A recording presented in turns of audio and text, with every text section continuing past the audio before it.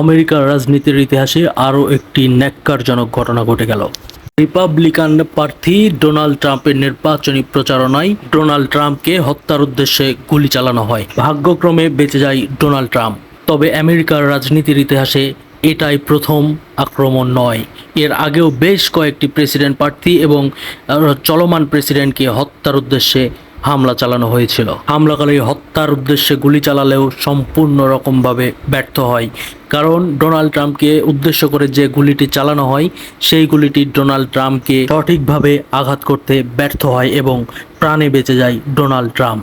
গুলিটি তার ডান কানে আঘাত করে এবং ডোনাল্ড ট্রাম্প মাটিতে লুটিয়ে পড়েন। হামলাকারীকে সেই স্থানে হত্যা করা হয় এবং আহত হন আরও একজন রিপাবলিকান সমর্থক। আগামী নির্বাচনকে কেন্দ্র করে আমেরিকান সকল রাজনৈতিক দল নির্বাচনী প্রচারণায় ব্যস্ত। ডোনাল্ড ট্রাম্পকেও এই আঘাতটি করা হয় একটি নির্বাচনী প্রচারণায়।